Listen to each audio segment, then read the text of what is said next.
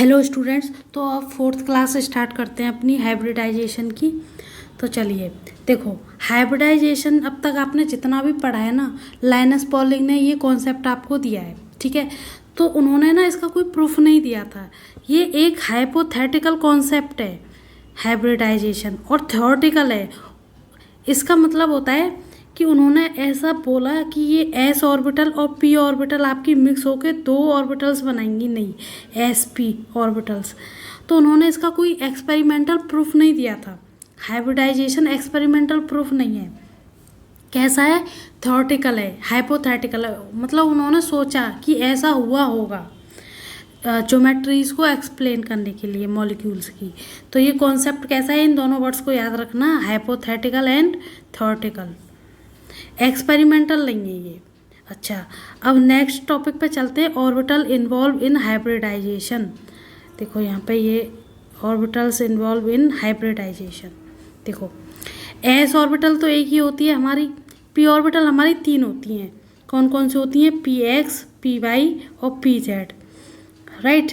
और हमारी D orbital कितनी होती है? 5 डी ऑर्बिटल्स होती हैं हमारी। कौन कौन सी? D x Y, D Y Z, D Z X और D x square minus Y square और डी जेड स्क्वायर। तो ये हमारी 5 डी ऑर्बिटल्स होती हैं। अब देखो, अगर एस पी हाइब्रिडाइजेशन है ना, तो उसमें कौन कौन सी ऑर्बिटल्स होंगी? एस ऑर्बिटल होगी और पी एक्स ऑर्बिटल होगी। देखो, हो तो पी पाई भी सकती है और पी जेड भी जेड ऑर्बिटल भी हो सकती है, लेकिन बुक में जनरली पी एक्स ऑर्बिटल दे रखी होती है, क्योंकि एक्स एक्सिस को हम अपनी रेफरेंस एक्सिस मान लेते हैं, ठीक है ना, इसीलिए ये पी एक्स है। अगर एस पी टू हाइब्रिडाइजेशन है तो एस ऑर्बिटल हो गई, पी एक्स ऑर्बिटल हो गई, पी बाई ऑर्बिटल भी हो गई। देखो, हो तो पाई और जेड ऑर्बिटल्स भी सकती हैं, लेकिन हमने क्योंकि एक्स को हमने क्या माना है, रेफरेंस यूनिट माना है, तो उसके रेफरेंस में बाई ले ली इन्होंने। कोई सी भी ले सकते हैं, ठीक है ना, लेकिन बुक्स में जो दे रखी है वही मार्क करो, क्योंकि एग्ज़ाम में यही दी जाएंगी। अब है sp3 हाइब्रिडाइजेशन। इसमें कौन कौन सी ऑर्बिटल्स होती हैं? S orbital, P x, P Y, P z. तो इसमें पी की तीनों ऑर्बिटल्स आ गई, राइट। अब इसके बाद कौन सा हाइब्रिडाइजेशन है? sp2d या dsp2। अब ये ऐसा क्यों है, इसका मतलब तो आपको सेमेस्टर थर्ड में समझ में आएगा, लेकिन यहाँ पे तो हमें हाइब्रिडाइजेशन से मतलब है बस। sp2d या dsp2। तो इसमें कौन कौन सी ऑर्बिटल्स होती हैं? S orbital, P x, P y, d x square minus Y square. तो डी ऑर्बिटल कौन सी है हमारी? D x square minus Y square वाली ऑर्बिटल है। अब फिफ्थ हाइब्रिडाइजेशन कौन सा है? sp3d। इसमें कौन कौन सी ऑर्बिटल्स होती हैं? देखो, sp3 का मतलब है कि एस ऑर्बिटल और पी की तीनों ऑर्बिटल्स हैं, ठीक है।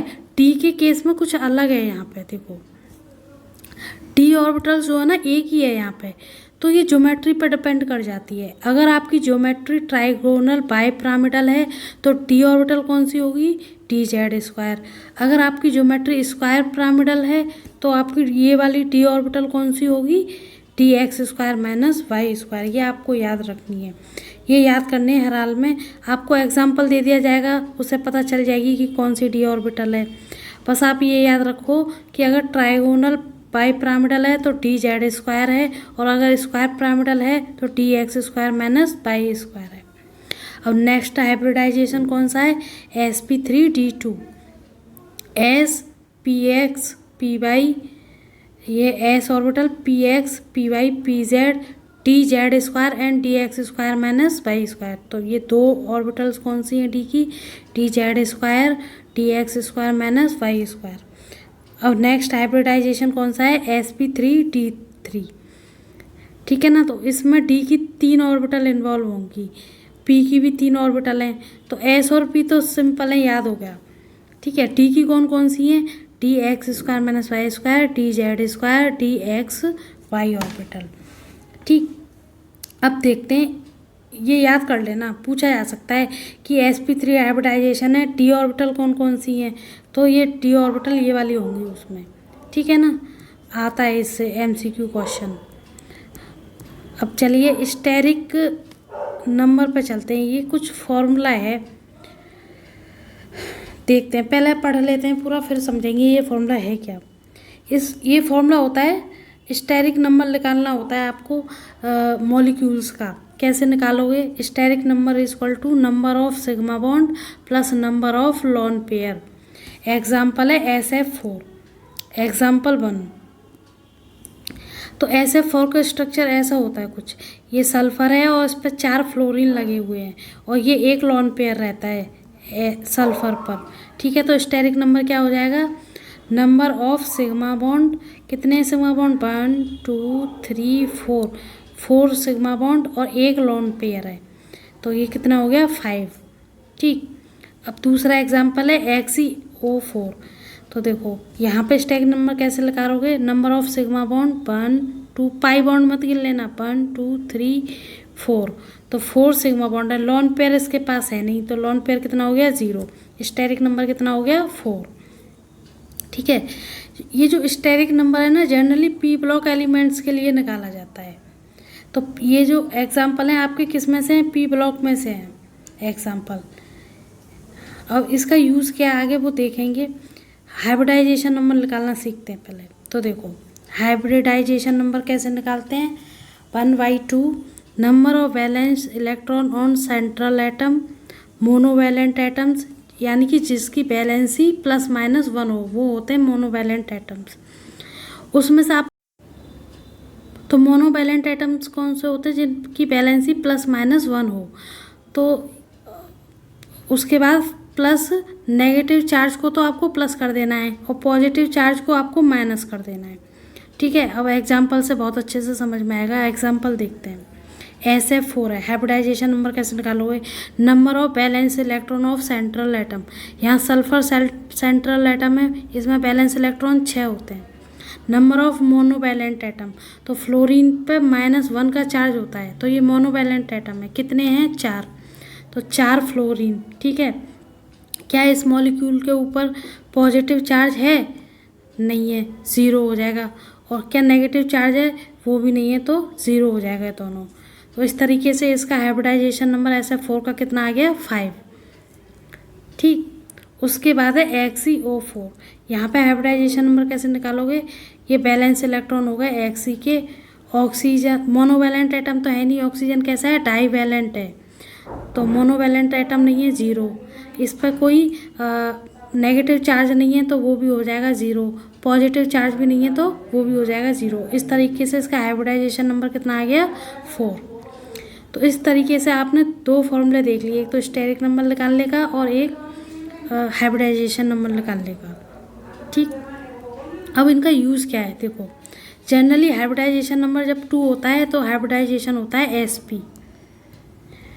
हाइब्रिडाइजेशन नंबर अगर 3 होता है तो आपका हाइब्रिडाइजेशन होता है SP2। 3 का मतलब है 3 ऑर्बिटल्स।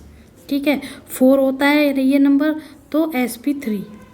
राइट, अब ये छोटा सा नोट है आपके लिए कि जो मेन ब्लॉक एलिमेंट्स होते हैं ना, उनमें स्टेरिक नंबर और हाइब्रिडाइजेशन नंबर सेम होता है मॉलिक्यूल्स में।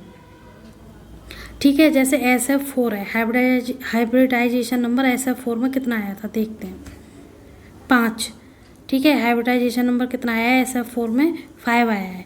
और स्टेरिक नंबर देखते हैं इसका स्टेरिक नंबर भी कितना है? 5। ठीक है, तो इस तरीके से इस लाइन का यही मतलब है। तो यहाँ पर आपकी क्लास फिनिश होती है। आप नोट्स बनाने मत भूलना।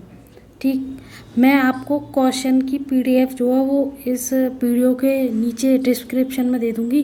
पहले खुद सॉल्व करना उन क्वेश्चंस को, ना नहीं होंगे तो मैं करा दूँगी। नेक्स्ट वीडियो में तो कराऊँगी उसका सॉल्यूशन, लेकिन खुद करोगे तो ज़्यादा अच्छा रहेगा। तो देखिए आपके सिलेबस का एक तो ये टॉपिक हो गया, कौन कौन से? हाइब्रिडाइजेशन, ये हो गया, बॉन्ड लेंथ हो गई, बॉन्ड एंगल हो गए, बॉन्ड एनर्जी हो गई। ठीक है, तो ये टॉपिक्स हो गए। और कॉन्सेप्ट ऑफ हाइब्रिडाइजेशन भी हो चुका है, जो कि आपकी 2nd यूनिट में है यहाँ पर, ये वाला टॉपिक। ठीक है ना, मैंने इसी में करा दिया है। हाइब्रिड ऑर्बिटल्स भी हो गई, अभी देखा था ना हमने कि SP3D में कौन सी ऑर्बिटल होती हैं, तो ये हाइब्रिड ऑर्बिटल्स ही हैं। ठीक, उसके बाद मॉलिक्यूलर ज्योमेट्री हो चुकी है, इसको डिटेल में आगे कराऊंगी मैं वीडियोस में, ठीक है ना। तो ये आपके टॉपिक हो चुके हैं सिलेबस के। अब आगे हम कौन सा टॉपिक पढ़ेंगे, localise and D localise chemical bonding, ये वाला टॉपिक करेंगे, ठीक है ना।